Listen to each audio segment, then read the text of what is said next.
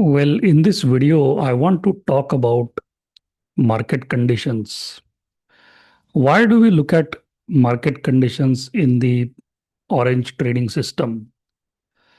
Well, the only reason why we look at market conditions is to determine the position size. Actually, there is one more reason. I categorize a particular stock based on whether it is a swing stock or a positional stock. So, as you know, we have 12 fundamental criteria. And if a stock meets 7 out of those 12, for me, that's a candidate for a positional trade. If it meets less than 7, that's a candidate for a swing trade. And you know that there are 4 market conditions. So, based on the market condition, I decide whether I want to take a swing trade or a positional trade. So, for example, here is the market condition on MarketSmith. I have just bookmarked this link. So if you see, there are 4 market conditions: confirmed uptrend, under pressure, rally attempt, downtrend. So this video is going to be an advanced discussion of market conditions. This is something which I don't think have discussed previously. Some of it I must have discussed, but not all. But let's continue with this discussion. So 4 market conditions: confirmed uptrend under pressure, rally attempt, downtrend. In a downtrend, I don't take a swing trade. I don't take a positional trade. But does that mean that in a downtrend, I'm in 100% cash? No. If you read William O'Neill's book, he talks about maintaining a 50 to 75% cash position during a downtrend. So, which means you could still have 20, 25 to 50% of your portfolio exposed to the market, even in a downtrend. Now, when he says that, I think he's referring to only those stocks which have already gone up significantly from your purchase price. So in those cases, we can hold on to those stocks as long as they are above the relevant moving averages. So for a swing trade, the relevant moving average is 21 EMA. And for a positional trade, the relevant moving average is 50 SMA. As long as these positions remain above the moving averages, we are okay with the stock. In a confirmed uptrend under pressure and rally attempt, I would take a positional trade. Swing trade, I would only take in a confirmed uptrend. I would not take a swing trade in uptrend under pressure, rally attempt, and downtrend. So these are certain rules that I have defined for myself to control my risk. The first decision point is whether to take the trade or not. That depends on whether whether the trade is swing or positional, and what is the market condition. The second decision is, after I have decided to take the position, what should be the position size? Now, the stronger the market, the higher is the position size. The weaker the market, the lower is the position size. It is as simple as that. If you notice, as I record this video, this is 22nd of July. And on 18th of July, recently 4 days ago, the market situation changed from confirmed uptrend to uptrend under pressure. Before that, from 12th of June till 17th of July, almost for a month, the market was in a confirmed uptrend. Now, I want to make an argument here. Just because MarketSmith says that the market is in a confirmed uptrend here does not necessarily mean that the market is in a confirmed uptrend. Let me explain. So you know I have these stocks, which is my standard breakout filter. This is the evergreen filter, right? So I apply this filter every day. Relative strength more than 80. I have tightened up this filter recently because the market conditions have been weak. Normally, I go with a relative strength rating of 70 or more, but I have kept it 80 or more just to be on the safer side. Institutional demand is A or B. Group rank is less than or equal to 100. Price should be more than 20 rupees, more than or equal to 20 rupees. Average rupee volume should be more than or equal to 1 crore rupees. Average daily volume should be more than or equal to 200,000 shares. Price is within 25% of 52-week high. Price is at least more than 25% above the 52-week high. Daily price change. So if a stock closes more than 5% compared to yesterday's close, that stock should not come on my radar. And the price is above the 50 and the 200 day. These are the standard filters. In fundamentals for sales, quarterly growth, I put 10%, and EPS quarterly growth, I put 18%. Okay. So this is our criteria. When you apply this criteria, this is evergreen criteria. When you apply this, how many stocks do you get? 60. As of yesterday, I think this number was 58. So I track this number every day. Okay. If that number is increasing, that means the market breadth or the market is improving basically. I wouldn't want to use terms like breadth because there is no mathematical definition for market breadth. What we can mathematically see is whether this number is rising or declining over a period of time. So just 7 days ago, that number was 72. Now it is 60. What does that mean? That means there is weakness coming into the market. We have already defined our criteria and we want to see how many stocks come to us while meeting the criteria. So if lesser and lesser number of stocks are coming to you every day, that means the market is weakening. Probably those 12 stocks, they broke their 50-day simple moving average because one of our criteria is that the price should be above the 50-day simple moving average. So suddenly one day, if 20 stocks out of this 60 break the 50-day SMA, those 20 stocks will be out of the list. So next day we might get only 40. What does that tell you? That tells you that the market on that day was very weak. That is why we are getting few stocks. So the market has an impact on almost every stock in the stock market. So if this number is increasing day by day, the market is improving. If this number is decreasing, the market is declining or weakening. That is how I look at market conditions. Now, let's say the market is in a confirmed downtrend, and we have decided that we will neither take a swing trade nor will we take a positional trade. However, when you are scanning these stocks, you will see a smaller number here during a downtrend. However, there would come a time when, in spite of the fact that there is a small number here, you would see some stocks actually forming bases even in a downtrend. Even in a strong downtrend, you would see some stocks forming bases. So these are stocks, although small in number, they are forming a base while the overall market is coming down, which means these stocks are showing relative strength. So we have to get ready as professional traders to buy these stocks. I would even buy these stocks using a test position. A test position for me is 2.5%. So even in a downtrend, I would take a test position to see whether these stocks are actually showing strength or is it just a fake rally or fake base formation.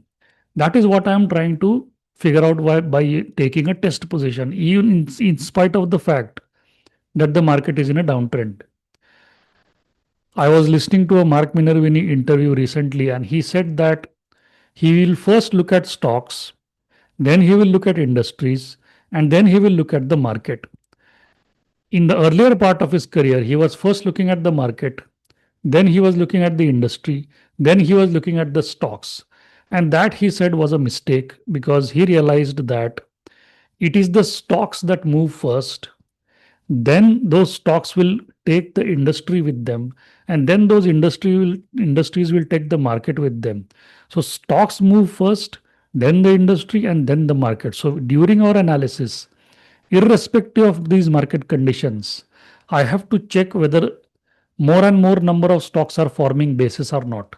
So you have to keep track of two counts. One is this count. This tells you whether the overall market is improving or weakening. Another count you need to you can track is how many stocks are actually forming bases after you get this. Okay, let's say you get 60 stocks now and you get 5 bases out of these. Okay, tomorrow you might get, maybe tomorrow or next week you might get only 25 stocks here, but out of those 25, 7 are forming bases.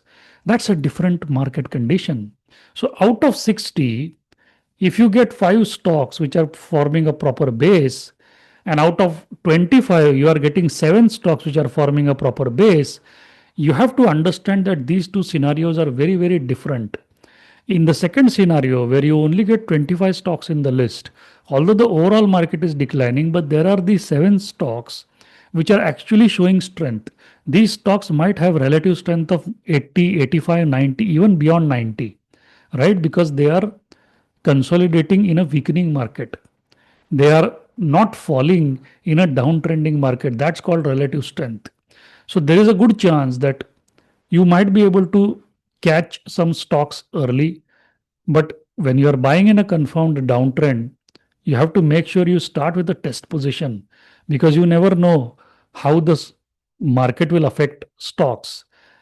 In William O'Neill's book, if you read Market Conditions chapter, in that chapter, he says that in a confirmed downtrend, 3 out of 4 stocks will not make you money, which means there is a 75% chance that you will lose money in a confirmed downtrend. So you have to be extremely careful.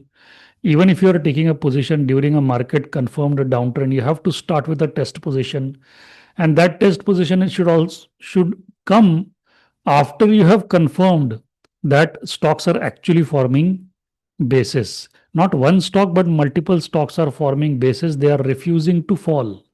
So that observation you can only do when you're tracking these stocks on a daily basis. So I continue to say that timing is very important. Let's say a stock breaks out on a particular day after forming a 3 month base. You simply cannot afford to miss that day, because buying the stock at the right time at the right price is half the job done. Trade management becomes very simple in that case. However, if you don't buy the stock at the right price at the right time, trade management becomes difficult because your buying price was wrong. So you have to micromanage the trade. If you buy it correctly, most of the times the trade is likely to be a profitable trade for most of the time, if it's a proper breakout on high volume. Coming back to the discussion on market conditions, just because the market is in a confirmed downtrend does not mean that you cannot test or probe the market. Another thing is, just because the market is in a confirmed uptrend does not mean that it is actually in a confirmed uptrend. For example, now it shows 60 stocks. Since 1.5 months ago, I hardly found any basis forming proper basis stocks.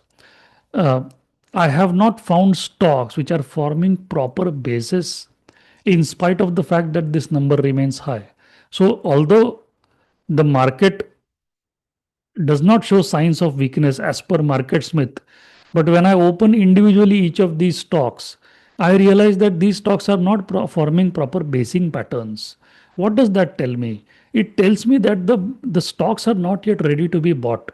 This is not the correct market to buy stocks. Or even if 1 or 2 stocks show a proper base formation, I would take a small position, not test position. I would definitely take a good position size, but smaller position size compared to a normal. So, for example, if my normal position size is 10%, and if I find a stock in this market, I would go with the 5%. I will start with a 5% position size. Okay, so market conditions are extremely important. That is why I am making this video. So, just because it goes into a confirmed uptrend doesn't mean that it's a confirmed uptrend. The market has been in a confirmed uptrend for 1 month. Okay, I have hardly found any stocks during this 1 month to buy, meaningful stocks to talk about. I have taken positions which I cannot discuss because of SEBI regulations, but the market has been generally tough during that period. So even before they changed this to uptrend under pressure, 1 month ago or 1.5 months ago, I knew that this was going to happen, because I could see that stocks are not forming proper bases. Stocks are not going into the green zone inside the base. When stocks hit the green zone and then the green zone pushes the stocks down, that is not a healthy market. And when it starts happening in most of the stocks, you know that it's a weak market, it's a market with no significant volume. You look at Nifty before 27 September 2024 and look at Nifty after 27 September 2024, you will see a rising slope before 27 September, and after 27 September, you will see a falling slope of the price. Those are two very different market conditions. Okay, you can't trade the same way in both the market conditions. You have to adapt, you have to be flexible, you have to follow the guidelines of the orange trading system. After you have taken a decision to buy a stock, you have to look at market condition for reassurance and correct position sizing. Okay, market condition is something that you should not be ignoring, and you have to scan the market every single day to get a feel of the market before even they change this status. You should come to know beforehand based on your analysis that this market is going to be weak, and somewhere down the line that decision might come. So you don't actually have to wait for these status to change. If you scan the market daily, you can figure it out. But these are good guidelines, checkpoints, okay, for a beginner. For example, if you are taking a swing trade, ensure that you take a swing trade only during confirmed uptrend. Don't play around with these market conditions for a swing trade. For positional, you can take a trade in confirmed uptrend, uptrend under pressure, and rally attempt. Just to quickly summarize, in a confirmed uptrend, the market is going up. In uptrend under pressure, the market is falling from the top. In a rally attempt, the market is trying to go up from the bottom. And in a downtrend, the market is falling. As simple as that. This is the most simplest definition of market condition that I can give you. So I personally would buy a stock irrespective of a market condition, but what would change is the position size that I am taking in the stock, and secondly, the decision that I am making to buy a particular stock at any given point in time. That decision depends on how other stocks are doing when I'm filtering on a daily basis. Thank you so much.